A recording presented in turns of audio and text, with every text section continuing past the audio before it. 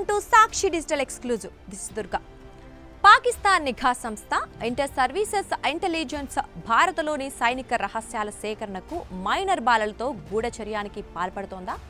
Minor బాలలతో రహస్యాల సేకరణ అత్యంత సులభమైన పనేనని భావిస్తోందా? ఈ ప్రశ్నలకు పంజాబ్ పోలీసులు అవుననే సమాధానం చెప్తున్నారు. అసలు పాక్ ఎత్తుగడ ఏంటి? దాన్ని భారత్ ఎలా చిత్తు చేస్తుంది? ఈ విషయాలు తెలియాలంటే ఈ వీడియోను ఎక్కడా స్కిప్ అవ్వకుండా చూడండి. భారతదేశ రహస్యాల కోసం పాకిస్తాన్ నిఘా సంస్థ ఐఎస్ఐ ఇక్కడి బాలలతో గూఢచర్యం చేస్తోందనే విషయం బహిర్గతం కావడంతో మన బలగాలు ఉలిక్కిపడ్డాయి. తాజాగా పంజాబ్ పోలీసులు 15 ఏళ్ల వయసున్న ఓ బాలుణ్ణి గూఢచర్య అభియోగాలపై అరెస్ట్ చేశారు.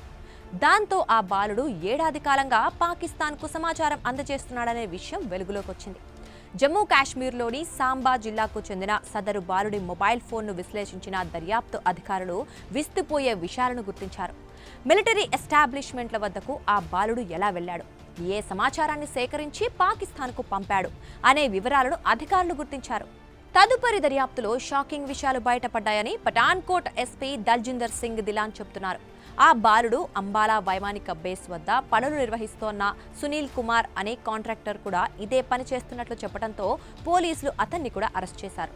అయితే జమ్మూ కాశ్మీర్, పంజాబ్లలో పలువురు బాలలతో పాకిస్తాన్ గూఢచర్యం చేస్తోందనే విషయం వెలుగులోకి వచ్చిందని, దీనిపై మరింత లోతుగా దర్యాప్తు చేస్తున్నామని అధికారులు వెల్లడించారు. జమ్మూ కాశ్మీర్, పంజాబ్ పోలీసులు ఈ కేసుకు సంబంధించి మరో షాకింగ్ విషయాన్ని వెల్లడించారు. పాకిస్తాన్ ఐఎస్ఐ వర్గాలు యువతుల పేరుతో సోషల్ మీడియా ఖాతాలను ప్రారంభించి ఇక్కడి బాలలను హనీ ట్రాప్ చేస్తున్నట్లు తేలిందని చెప్తున్నారు.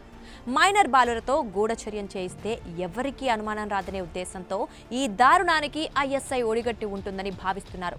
తదుపరి దర్యాప్తులో మరింత మంది మైనర్ల వివరాలు వెలుగులోకి వచ్చే అవకాశాలున్నాయని చెప్తున్నారు.